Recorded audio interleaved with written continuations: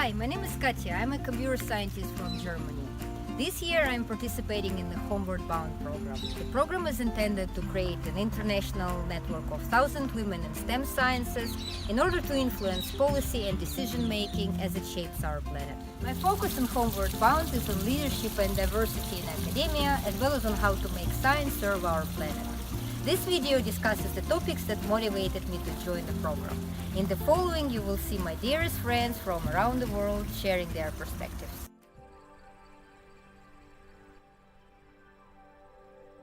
For me, I think universities are this place where it's a space and an institution that puts knowledge and learning, it just holds it up as an inherently valuable thing.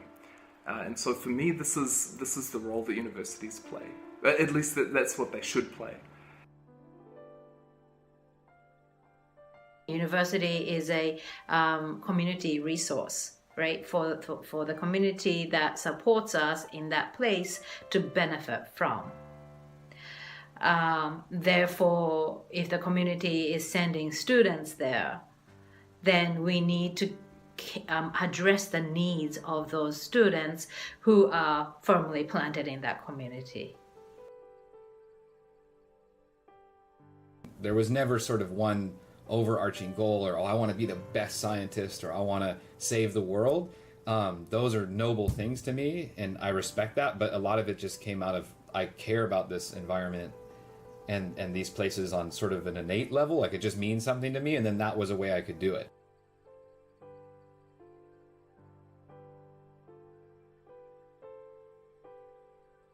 And I wanted to work in the field of science. This is what brought me to the States. But when I started to work there, I felt like, again, it started to shift.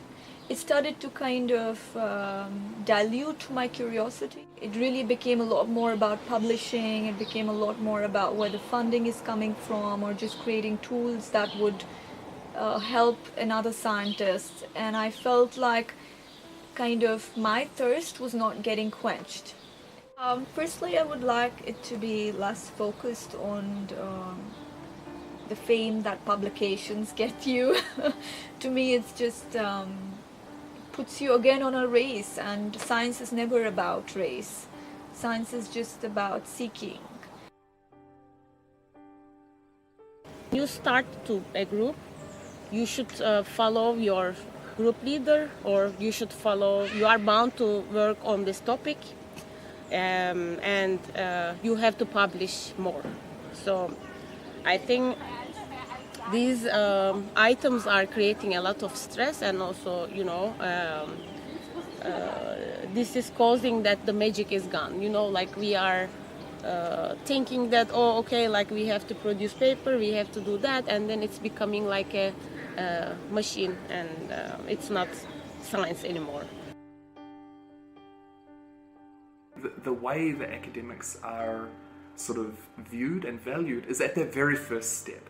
It's who is that person, right? It's not asking what sort of activities should that person be involved in to ensure that we get good research or good outcomes. It's asking, who is this person? Are they a superstar? Are they getting the right sort of grants? Are they producing the right sort of papers? Are they getting the right sort of citations? And so in a way, the pressure's all sort of in the wrong place. You've got to have certain qualities I suppose, to make progress. You have to be interested. You have to be curious. You have to want to know what the lab results are going to be, and so on. So if there are certain people like that, then the system could be set up so that rather than deciding, okay, is that person is that person an academic? Instead, the question should be, what should the academic environment, what sort of activities should be taking place in the academic environment, so that all of these people that can contribute are able to, basically. And this is just so far away from the sort of the way that things are being set up at the moment, which is highly competitive. It's modeled more on like survival of the fittest. Of course, that person who ends up crystallizing an idea or becoming a figurehead for an idea. They're like one person with a mountain of people behind, and behind only in terms of being sort of publicly visible. You put too much emphasis on that shining star, the person who sort of ends up coming out, becoming famous. It's often represented in terms of grants and these sort of things. It would be nice if it was recognized that while that person has ended up representing something, there's a whole community that they're representing. And all of those people in that community are the whole thing needs that community, right? Projects aren't organized around communities like that. Person who gets the most grants, the highest publications, ends up being a figurehead who can sort of dictate the direction that the community goes in. Of course, it ends up being quite hierarchical, which as time progresses, I suppose, makes less and less sense. Many scientists are unhappy with the metrics that are used to evaluate their work. Number of publications, citations, grant money, and so on. All of it is pushing scientific community into the wrong direction. There is an ongoing discussion on how to improve these metrics and make them more adequate. But what I'm rather interested in is a non-conformist approach.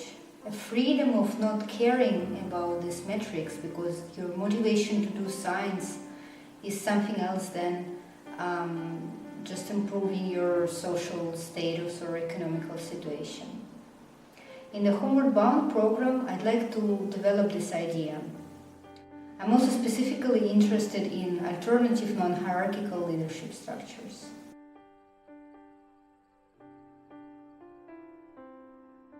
One of the important thing in science is to be creative, and to be creative, to be more creative, you should be more.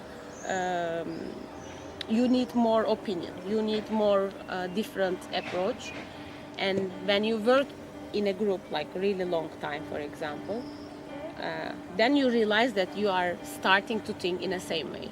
But if you are really coming from different groups, different cultures, different education system, then I think it is much more valuable.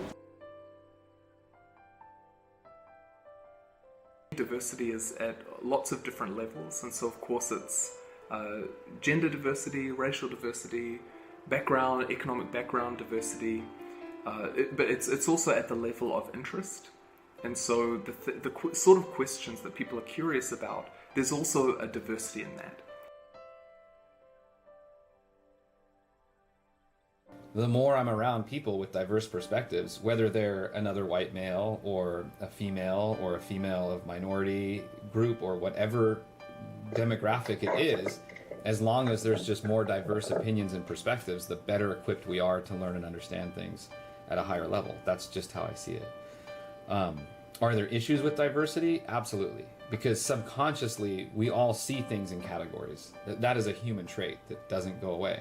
So people, I think, unfortunately don't want to admit it very often, that you only know your experience. I only know the experience of a white male. That's who I am. If I think that doesn't affect the way I see the world, I'm just being naive and foolish. Like, I have to be willing to accept that, yeah, I see the world through that lens. Someone else from another demographic or gender is going to see it differently. And I get frustrated when people say things like, oh, I don't see color. Oh, everyone's the same to me. It's like, well, they're not, though. I mean, on some root level, they can't be, because you are you and they are them. And the more we discuss that openly, the more we learn from each other. And I think that's what helps promote acceptance of diversity. Because just look at science, look at labs, like the last 2 labs I worked in had really brilliant female PIs, and there's more females in those lab groups than males. And the male PIs often have more males than females. Is that driven through direct decision making? Was someone trying to have that happen? Probably not.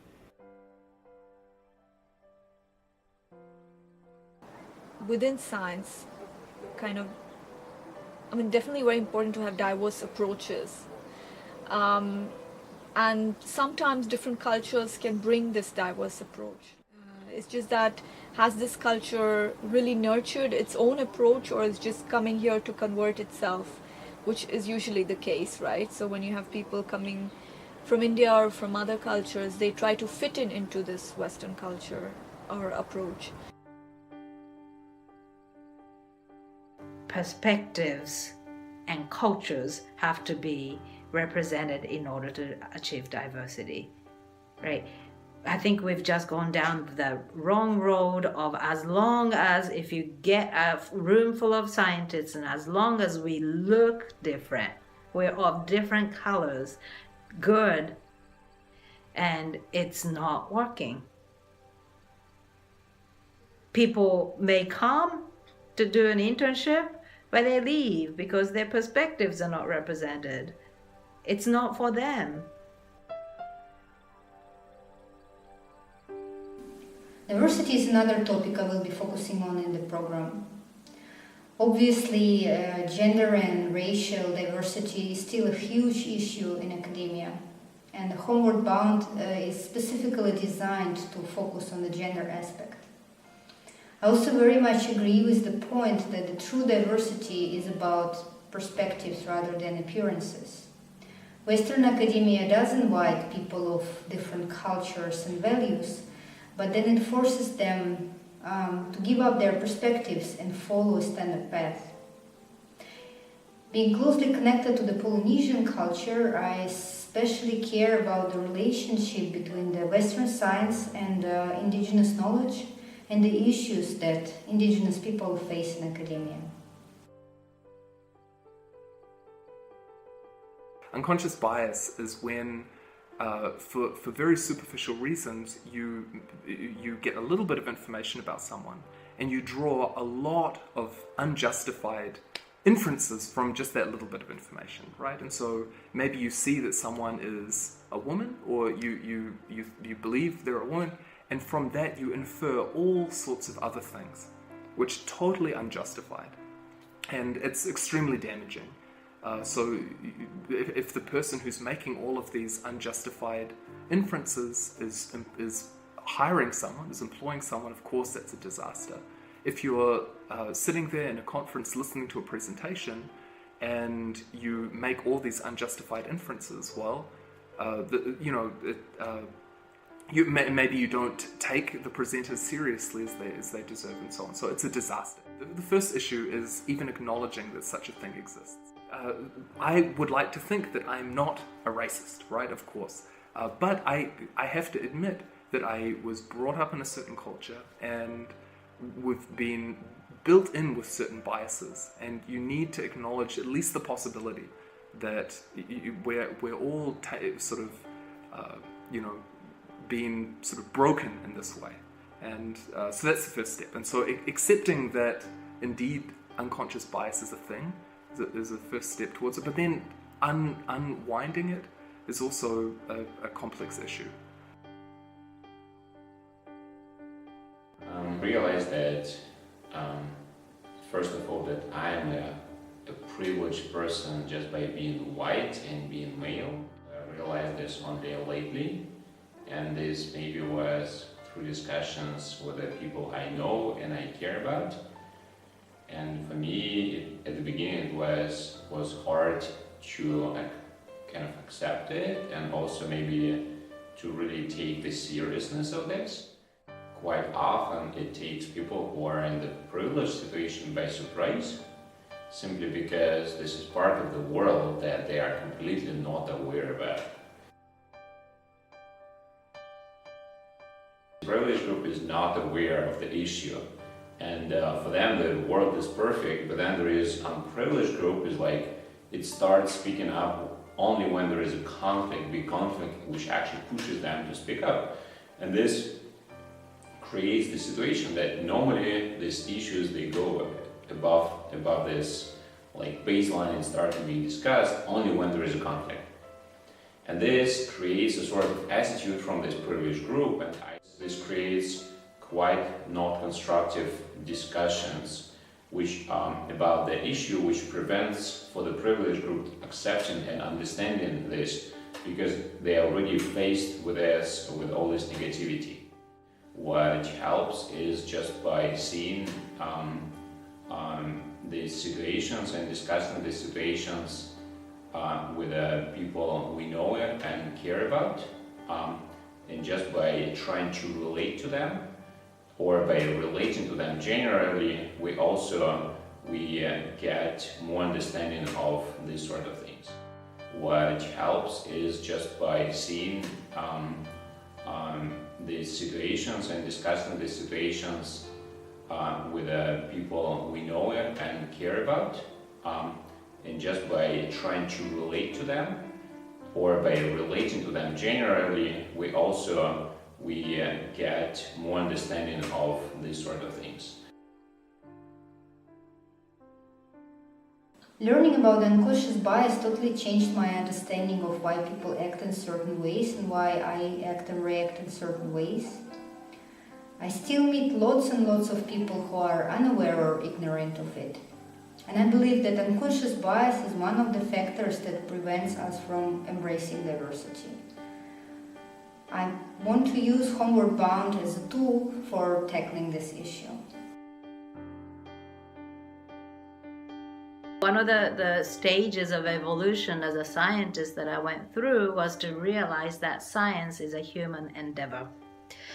And this is very contrary, very opposite to how Western science is taught, right? We are taught to remove ourselves, our human side, so that we can do experiments objectively. We're even taught to write in the passive sentence, this was done, instead of I did this, right? No matter how much we try, it's not like the trees are doing science. Humans are doing science. It's our way of understanding the world in the way that makes sense to us. And things make sense to us in the context of our self, our lives, as well as our culture. So I think a lot of people go through this, a lot of people who are not necessarily 100% from Western culture. We literally leave somebody at home when we go to the lab or when we go to the field, and so that we can be a good scientist. And it wasn't until I was in my 30s and I had students of my own and I was a professor at a university that I realized that, oh my gosh, I have been gypping myself because I left somebody at home. I wasn't fully engaged in science as a person who has this background of multiple cultures, who has cultural values, and then who has relationships with people and the place that we try to understand. Being from Hawaii, I do feel a special connection to my place and a sense of pride and a sense of responsibility to, work here and to kind of build that into my practice as a teacher. So I'm exploring these ideas of how Western mindsets and what are in the literature referred to as captive mindsets have permeated education. And basically what that means is there is a prescribed way in which people should go approach their learning, and especially as teachers, how we should package material and curriculum. I mean, STEM and design thinking, these things can get taught in a vacuum in a classroom, and it never requires students to actually get outside and to see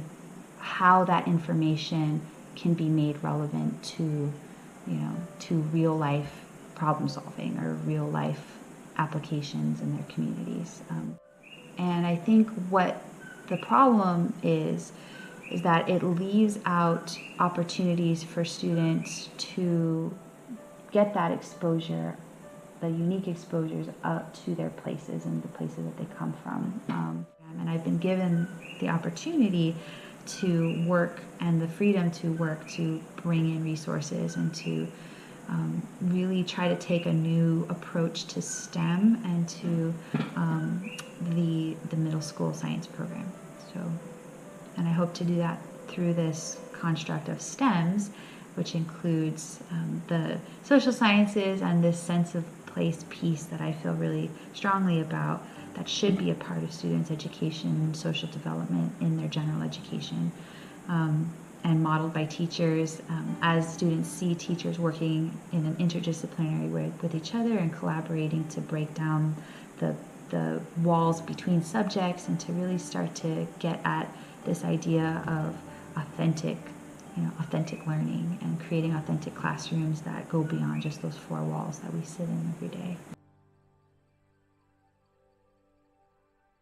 One could say, oh, well, Western science, like you said, is more rigorous when one comes to a conclusion because you follow a method, you verify, you test repetitively, you use statistics with certain degrees of certainty to come to a conclusion that one considers to be verified and validated, right?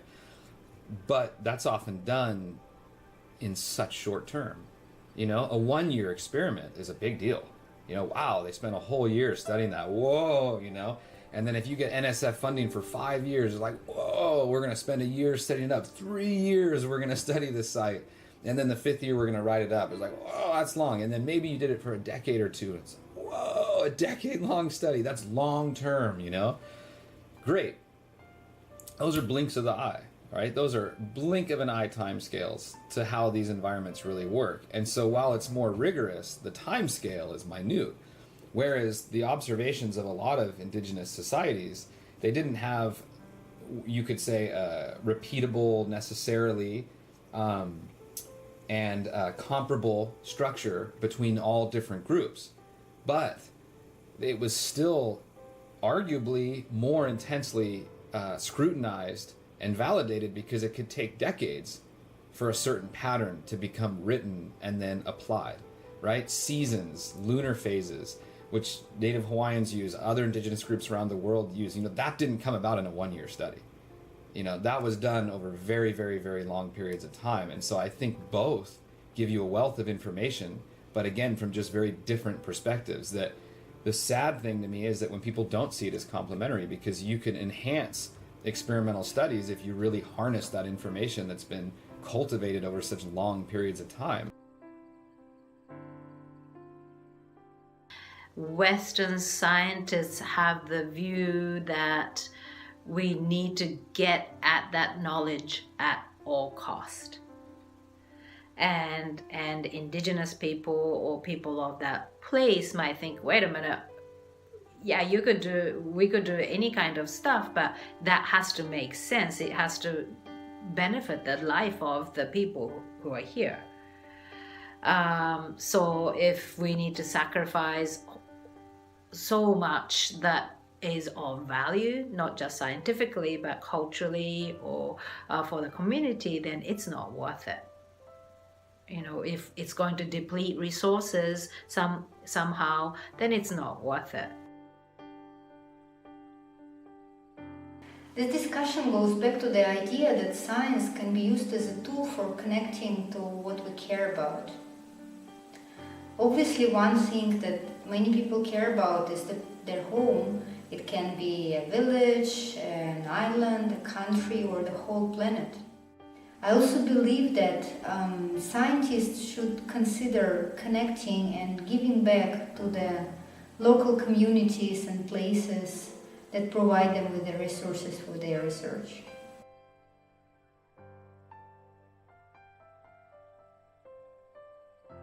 It's common a lot that, you know, you can have a place where people have a certain belief about the way things are with resources, you know, with the times that the resources are available, with when they should be protected, with what you're going to see. And often if you go and, you know, take, like I was describing, a baseline survey of that information, you may get contradictory information, right? It might not be what you think.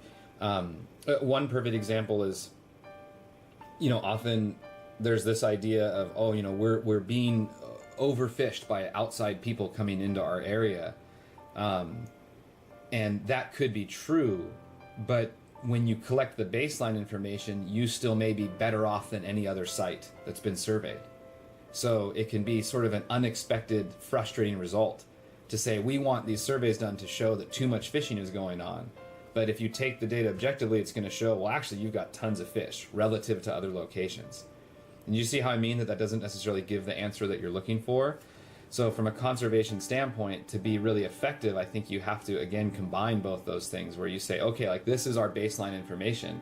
It might show that these fish populations are by relative terms very, very healthy, but we have to just commit and buy in to trusting people from this place.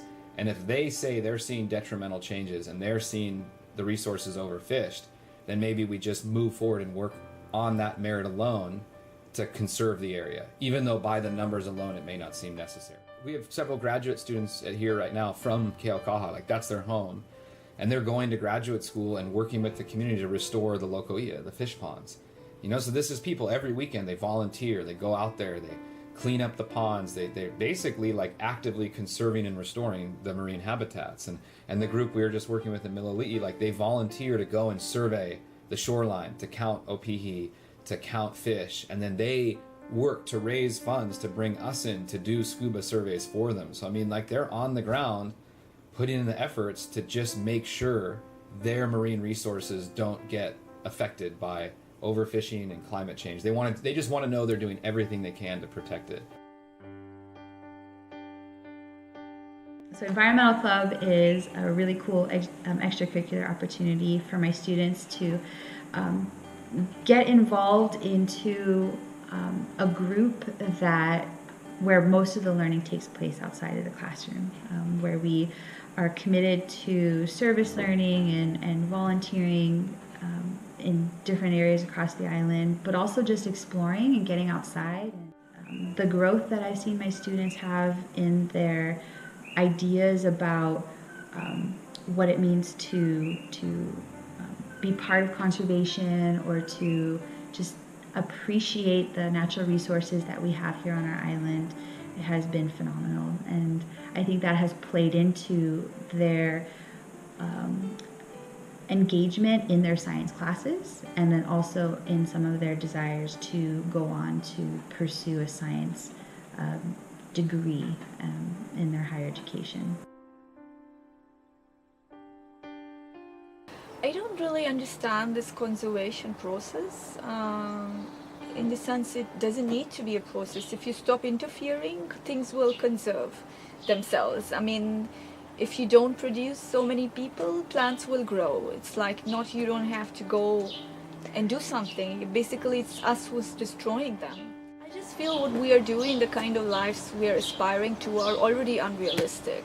I mean, if you look at the average American person's life and the number of things that they consume and keep in their house, it's already unrealistic. And they really spend a lot of time acquiring these things and keeping these things, and I'm not sure how much fulfillment it gives them. So we're already selling a kind of life to people. You know, the companies are selling the products that they want to sell. We are already aspiring towards an unrealistic dream, because if we keep going down that path, we will just eat up the whole planet. So I think there has to be a shift towards everything that we are using and buying. It has to be sustainable, or the life that we are aspiring towards, it has to be sustainable. Really, a better standard of living needs to be defined. What does it mean, better standard of living? When there will be no inner fulfillment, we will always look for it outside. We will look for it in our dress or the shoes or the makeup or other things, because we are not feeling fulfilled in any way. And I don't blame the people who are living this life, because they're not feeling fulfilled and they think that this next car will make them happy or this new house will make them happy. So I think this is really the time we need to look, otherwise we just eat up the whole planet with our aspirations.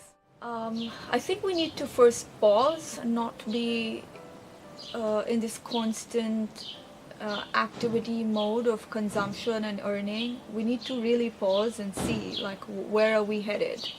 What do we want? And we need to pause and see what really fulfills us, and not just because the neighbor got a next car, you buy another one. I think it's just all in front of us. We need to see it, we need to accept it, and we need to make that shift and find really other ways of fulfillment, because there are many out there that, you know, maybe people have not explored. So much can be said on the topic of conservation. My friends just have highlighted some of the aspects that are important for them. For me personally, thinking about the environment brings it all together. I love our planet, I want to connect to it and see it possibly healthy and beautiful. Therefore, I aim at designing my projects the way that would benefit our planet and the communities. And to do so, I believe we need diversity of perspectives, alternative leadership, and shift of values. This is why I joined Homeward Bound. In this program, I hope to learn new perspectives, elaborate on my ideas, and learn how to implement them in reality. With other participants and any people who care about the same issues, I hope to start new discussions, new projects that will be meaningful and hopefully make a positive impact. The Homeward Bound program includes a year of training, collaboration, and networking. It culminates in 3 weeks in Antarctica. Antarctica has been chosen because it provides an opportunity to observe firsthand the impact of human activities on the environment and gives insights on the global scale change required. Half of the program cost is sponsored. The participants have to cover their trip to Antarctica. This is why I'm doing fundraising. Please check my fundraising page for more details and consider donating and sharing links to my campaign in your social media.